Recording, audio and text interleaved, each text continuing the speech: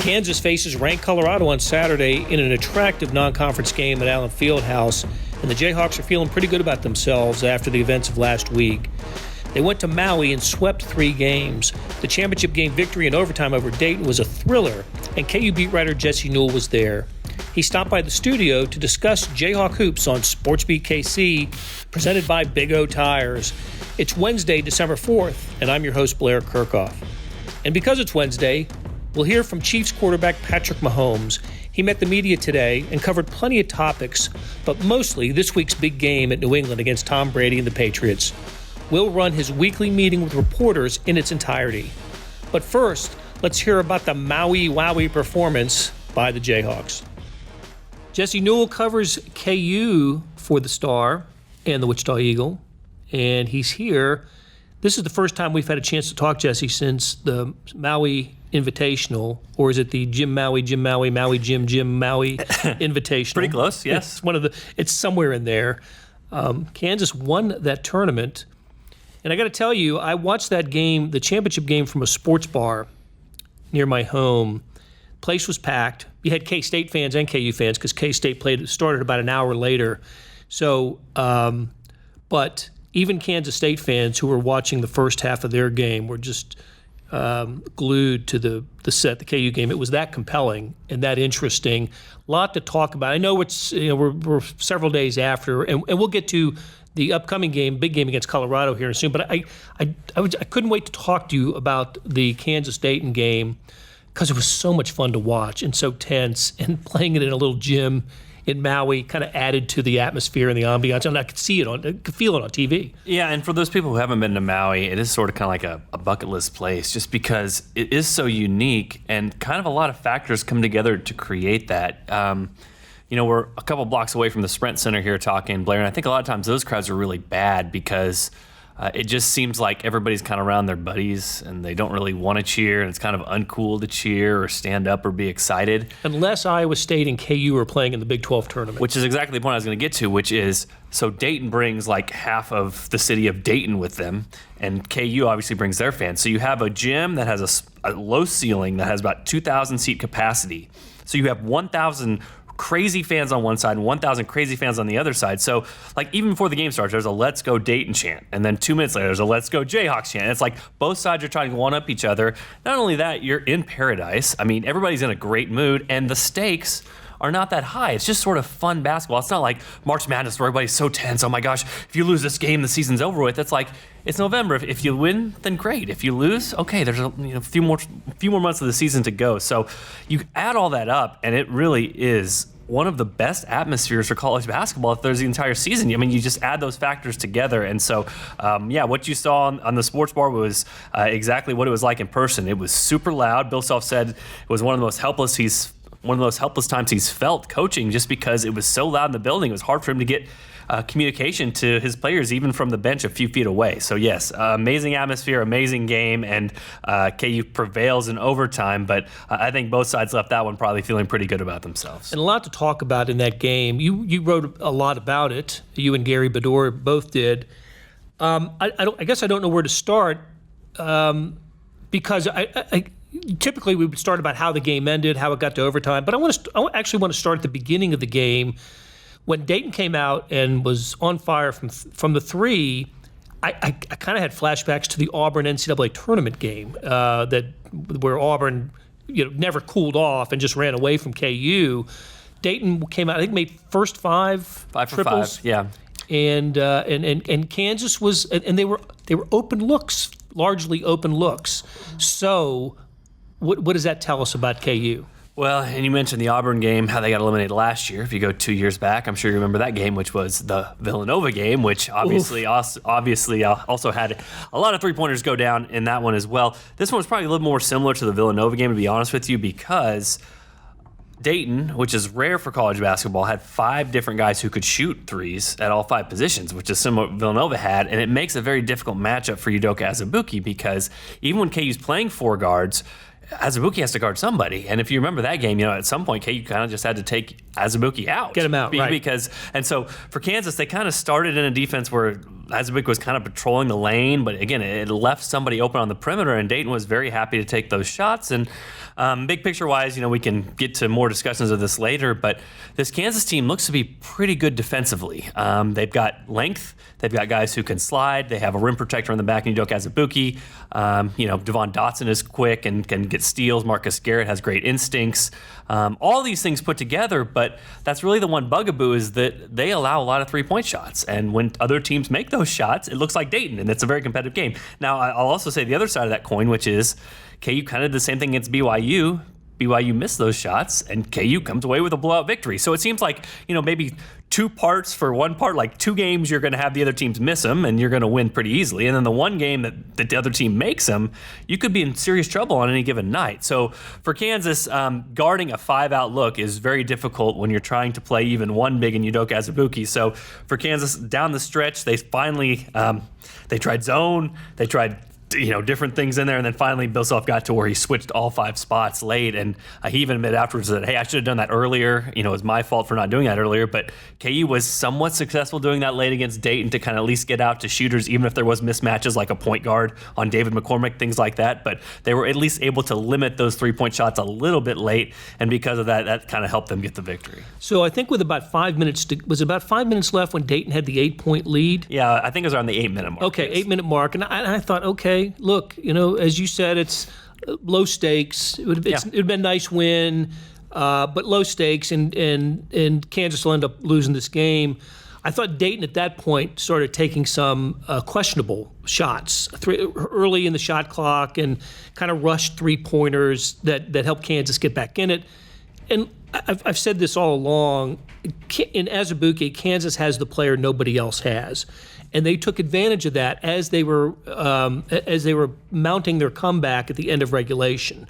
So tell me about how Azubuike affected the game. Well, I just wrote about this on a blog that was posted at kansascity.com. I put 5 things that you might have missed from the KU Dayton game. So some of these kind of behind the scenes things. And one of the main keys in there that I talked about was the benefit of having a holiday tournament, which is for Kansas, they're so used when they get to Big 12 play.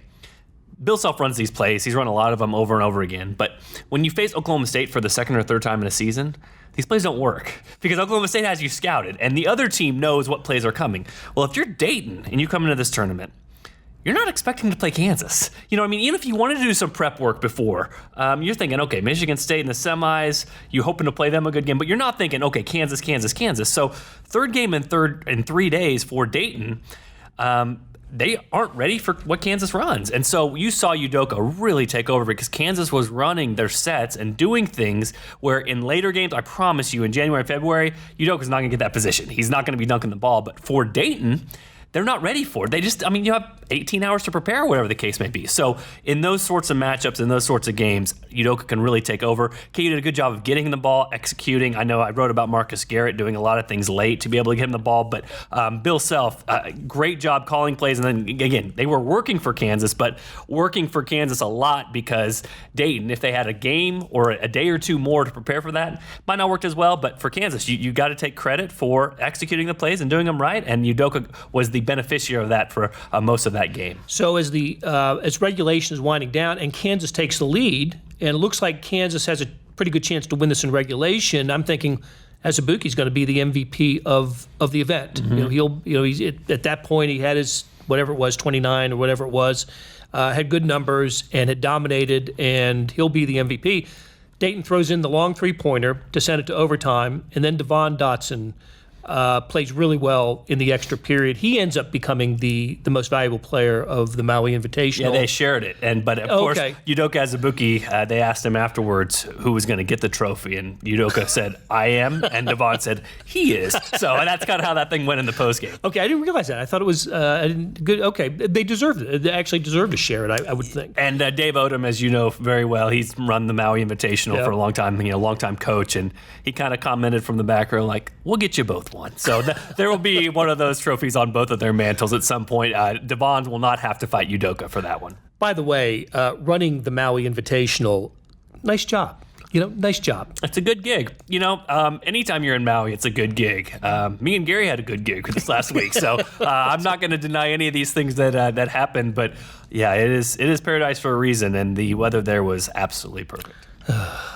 Sorry, man. I'm glad you're able to go. And okay, you brought up Marcus Garrett's name, and I absolutely loved the story that you wrote the night of the game, after the game, about just a singular moment, and it was in the overtime period, and it was not Marcus Garrett scoring, handling the basketball. It was Marcus Garrett being a veteran and directing traffic, which led to a bucket that was pretty important to what Kansas was about. Marcus Garrett had 4 fouls at the time and was in foul trouble much of the second half in the extra period. But that moment on the floor was pretty critical to Kansas' success. Yeah, and I think a lot of times it can be difficult to break through my cold analytic heart here where, hey, this guy brings intangibles, or this guy brings the small things, or Bill Self has trust in you so you play. And sometimes, I kind of roll my eyes at that sort of stuff. But this was a very real thing. And this is exactly why Bill Self trusts Marcus Garrett. Crazy moment, like I talked about. Bill Self said that in this particular game, it was so loud, and I was there, it was very, very loud, that he had difficulty communicating with his team even from a few feet away. So what happens is basically KU runs a play that they had worked on before. They just got an alley-oop off of it. Marcus Garrett gets the ball, uses the ball screen. Dayton defends it differently. And so at that point, if you're a freshman or whatever, okay, I'm just going to put my head down and drive it and miss a wild shot. Or I'm going to try to get the ball to Udoka no matter what and maybe turn it over. Marcus backed it out. They reset something up. Bill Self calls a different play. And then again, this is frantic. This is chaos right now. The fans are going wild. Dayton's fans are coming to their feet. And Bill Self calls a different play. And Ochai Abaji's in the wrong spot. And so for Kansas, this play is going to break down most likely because the floor spacing is not there. So again, in frantic moments, you probably just go with the play, you do whatever. But Marcus was the one who initiates the play. So he just stopped. He didn't move. And he just basically pointed and said, Ochai, this way, Ochai, this way. And Ochai couldn't hear Bill Self because the crowd was going wild. And finally, he got Ochai's attention and goes, oh, okay. And so he ran to the opposite corner. Marcus Garrett then runs the play. Still plenty of time on the shot clock to do this. Fakes the ball screen. Devon Dotson gets a driving lane because of it. The floor space. Ochai's man can't help because he's in the right spot. And Devon Dotson gets a layup. So, again, those are small things, but they're big things. And you could easily see a lot of different ways for that play to go wrong for Kansas. But yet Marcus Garrett being on the floor and being kind of a coach on the floor to help KU in this moment, like I said before, it's exactly the reason why Bill Self, when he gets trust in a player like that or believes that there is somebody out there who sees the game the same way that he does, that person is going to find playing time here in crunch time. And for this moment, Marcus Garrett definitely deserved that because of the calming influence he was on that play, able to get KU 2 points in a really crucial scenario. And as you pointed out in the story, Bill Self, the communication wasn't there. Bill Self actually kind of put his hands behind his head, like, you're on your own, right? Make it work. And that's a helpless feeling as a coach to be like, you can try to prepare, you can try to X's and O's, and you can try to call timeouts and get everything in your control. And that's what you want, is everything in control. But again, this was a moment where it was out of his control. I mean, the noise was there, and you're basically stuck with the 5 guys you have on the court for them to figure things out. And because Kansas had one guy on the court who not only knew his assignment on a play, but knew all 5 guys' assignments, where they were supposed to be, and that one of those pieces was off on the chessboard, stopped, got that guy over, got everybody in the right place, and still ran the play. And again, didn't panic, wasn't a heated moment, wasn't a chaotic moment, and just completely calmly got everything in place. KU ran the play, KU got the layup. It's a big moment for Kansas. And like you said, it wasn't the pass, it wasn't the shot, it wasn't any of those things, but it just shows you the value of Marcus Garrett when he's out there. Be sure to refer to the show notes. The link to Jesse's story is there. All right, Jesse, it's a long layoff for Kansas. We're in the midst of it right now. Kansas won that game on a Wednesday, and they don't play again until this Saturday. So a space of, 9 or 10 days between games for the Jayhawks. But it's an interesting game and should be a very competitive game against a ranked team. The Colorado Buffaloes come to Allen Fieldhouse, number 20 this week, one spot ahead of, by the way, Dayton, which debuted at number 19 in the poll this week and fully deserved it. I was so impressed with Dayton. But anyway, Colorado comes to town, coached by Tad Boyle, former Kansas Jayhawk, and this should be a terrific game. It should be, and KU gets a little benefit here by playing it at Allen Fieldhouse. It's difficult to play in Colorado, and I know that's something that coaches don't want to bring up as an excuse for their players, but it's been shown over time, elevation is one of the biggest things that can create home court advantage, because you start to get in the second half, you start to breathe a little heavy, and that oxygen's not coming to you just because of the different circumstances. But you're right, Tad Boyle, a former KU guy, obviously about the same age as Bill Self, both of them having KU ties back in their past. But this Colorado team's playing great defense so far. The team that turned you over, really good on the defensive boards. And Tad, it's sort of interesting. He's almost kind of a little bit to me like Mark Turgeon, where he's the former KU guy who, it seems like Colorado's always receiving votes. You know what I mean? Yeah, like they're always like 26th or 27th in the poll. This team has been able to kind of transcend that a little bit and get all the way up to number 20. But you're right, it should be a good test of the field house. I mean, honestly, if you're looking at some of the advanced rankings, Colorado and Dayton are probably about in the same ballpark. And so for Kansas, they'll probably be a 7, 8, 9 point favorite in this game. And it's a game where if you don't play well, you can lose. And I know it's special for Tad to always come back to Lawrence and see former players and people that are familiar faces to him. But this is a game better than any other, or more than any other, that he's played against Kansas, where the Buffaloes have a real shot at winning. Probably their best non-conference home game, I suspect. I don't have their schedule in front of me, and I know they go to Villanova later, and and Tennessee comes to town in the SEC Challenge in January. I was going to say, yeah, before Christmas it would be. Yeah, you're right. Tennessee is probably the only other one that would be in that conversation. And KU played some competitive teams. UNC Greensboro was good. East Tennessee State is another good team. Both of those teams from the same conference. But, yeah, Colorado and Tennessee are a clear level above that, and those will be the two marquee ones for those KU basketball fans who have season tickets. Colorado's got a guy who maybe is voted most likely to record a triple-double this year, a guy named Tyler Bay. He's a guard, 6'7" guard, who leads the team in scoring, rebounding, and is second in assists. One of those do-everything guys, which if you're a low-possession type team, you love a guy like this. Yeah, I mean, I'm looking at his numbers right here across the board, where number one in the nation in defensive rebounding percentage, top 10 in fouls drawn per 40 minutes, can get to the free throw line. Like you said, pass the ball, block shots, steals. I mean, this guy is absolutely filling up the stat sheet for Colorado. So that'll be a good test. And, that's kind of 2 in a row for KU, because as you saw from Dayton, Obi Toppin, oh my gosh, he's a player, man. Like that's a guy. If you can figure out a way to guard him, then you are probably in pretty good shape to figure out another guy who kind of in that 6'7" range who can play both inside and outside. So yeah, I expect KU to put one of those long wings on Bay again. Say somebody like Ochai Agbaji, and that's really the benefit that this Kansas team has, is just every position they're long. I mean, I know Devon Dotson is only, 6'1" or 6'2", so I guess he's not a tall player, but you got Ochai Agbaji, super athletic, 6'5". You've got Isaiah Moss has got some size at 6'5", 6'6" when he's in there. And then obviously Udoka in the back, and then Tristan Aruna with this 6'9" and with the 7-foot wingspan. I mean, they have some guys who can extend and really get out on you, and they have some options for these versatile players, where in the past you might have looked at this and said, ooh, who's Kansas going to throw on this guy? This year they've got a lot of guys, and I didn't even mention Marcus Garrett, who is probably the most versatile defender on the team. Up to number 2 in the polls this week, so it's 2 versus 20. It's a 6 p.m. tip at Allen Fieldhouse on Saturday. Jesse, thanks for joining us, and we will talk to you again next week. Sounds good, Blair. When it comes to saving you money on tires, nobody does it better than Big O Tires. Like saving you up to $120 on select sets of Goodyear, Yokohama, Pirelli, and Continental tires now through November 3rd. That's $70 off instantly, plus up to $50 back by mail-in rebate when you purchase using your Big O Tires card. Hurry into Big O Tires and see how much you can save. Big O Tires, the team you trust. For the location nearest you, go to bigotires.com. Hey, it's Blair. Hey, we have a special subscription offer for SportsBeat KC listeners, unlimited digital access to the Kansas City Star's award-winning sports coverage. Sign up now for 1 year of Sports Pass for access to all the sports news, features, and columns we have to offer. And it's only $30. That's a 40% savings off our regular rate. For your convenience, your subscription will automatically renew after the initial term at $50 unless you tell us to cancel. A lot of subscription services won't tell you that. They'll just sneak it on there. We just told you. Your subscription helps support the sports coverage of kansascity.com and the Kansas City Star.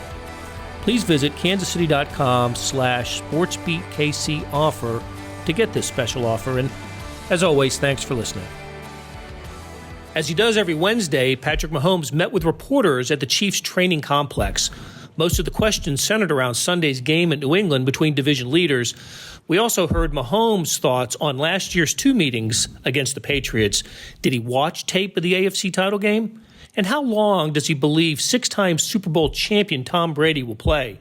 Here's Patrick Mahomes. Patrick, do you remember what the feeling was like when you were on the sideline watching Tom Brady win the game last year? I mean, do you remember what you felt like, and do you at all use that as a fire for this game?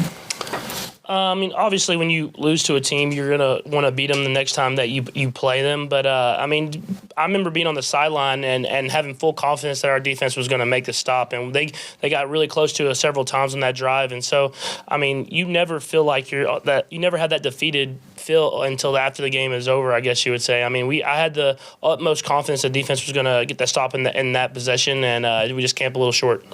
Patrick, it seemed like you're on the move quite a bit on Sunday. How much of that was by design versus you on your own kind of moving out of the pocket? Yeah, I think it was a mixture of both. I feel like we had a game plan where we felt like we could move the pocket and make stuff happen on the perimeter, and then there was times where I kind of scrambled and tried to make stuff happen as well. But, it just kind of goes to the game plan and how we feel that we can attack opposing defenses. Since returning to the lineup, just how comfortable do you feel stepping up and with the pocket? Because I know, obviously, there's probably a little bit of an adjustment.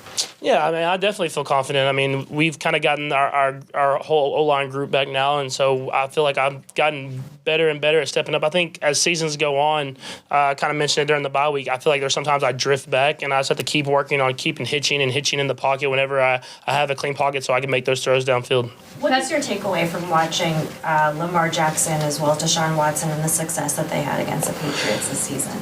Yeah, obviously when you see teams that are able to move the ball and score points against a defense of this caliber, you watch and see what are the things that they did. And I think the biggest thing was whenever they had their opportunities, they hit them. And I think that's a big thing is that they're not going to give us a lot of opportunities. They're a very good defense and very sound with what they do. And so it's about taking what's there, and then whenever you get the big shot, the big play, to make sure you hit that and score touchdowns when you do. Patrick, we know Derek Jeter's one of your best buds. How's that going to be with him now on the practice squad this week? Yeah, obviously it's different. It's a business. You understand kind of how the game and how the NFL works. Obviously, he's a good friend of mine, but you kind of have to just keep rolling with a big week ahead of us. Patrick, how good is it to have Spencer back on the squad?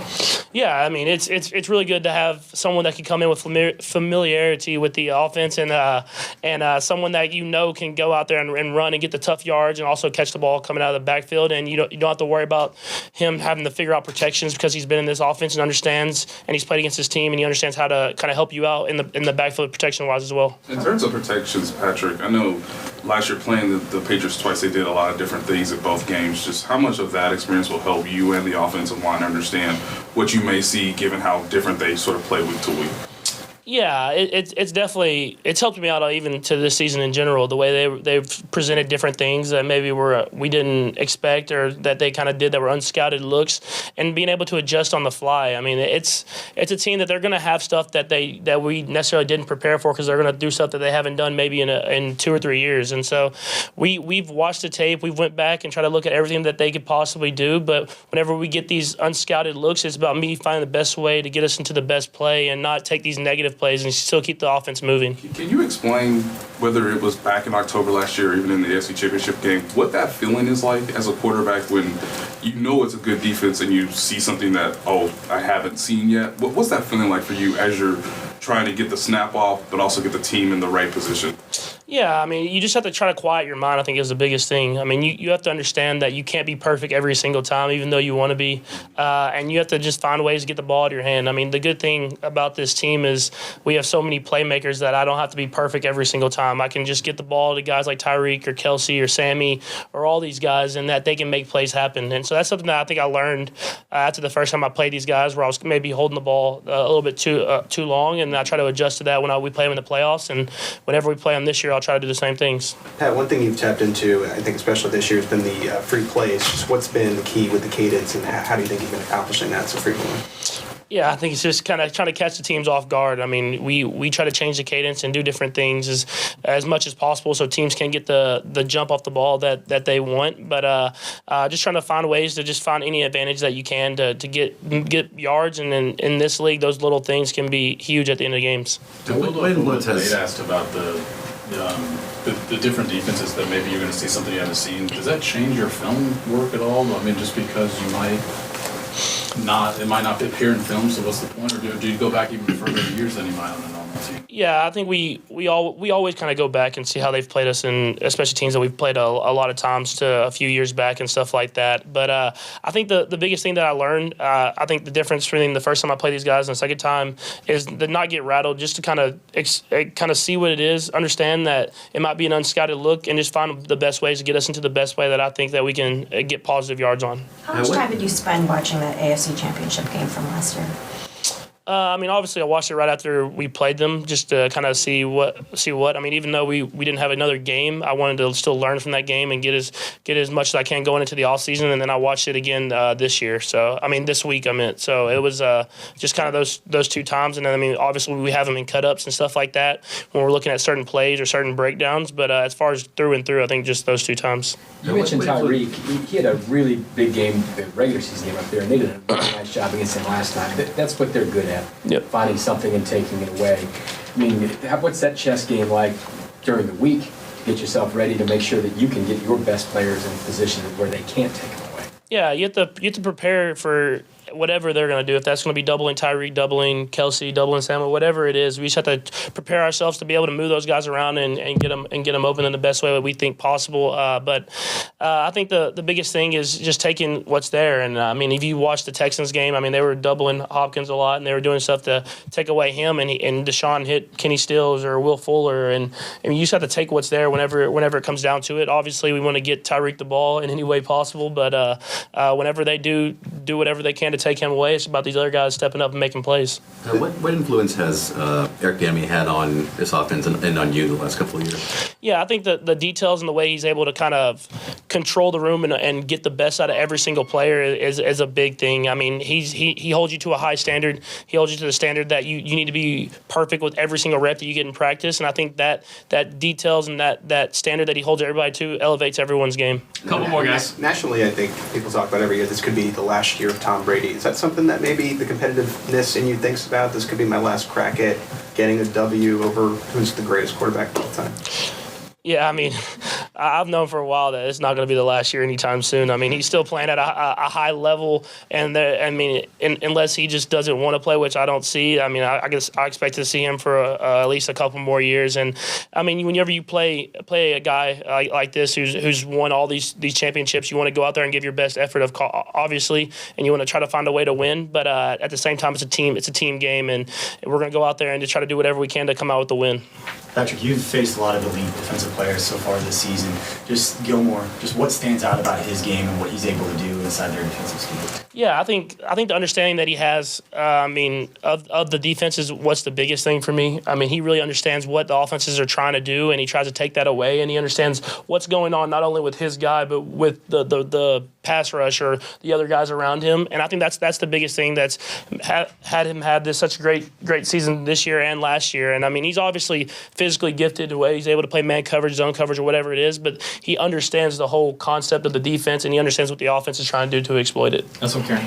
Cause for cleats. Yours aren't in there in the other room, so can you tell us a little bit about how important it is for you, and what are yours going to look like? Yeah, I mean, it's going to be a surprise, but it's going to go with the foundations that I kind of wear with my wristbands and my foundation as well, and try to help them out as best as possible. But I mean, it'll be a surprise on what the colors will be. I will wear them probably the Denver game, but yeah, hopefully we get those in soon.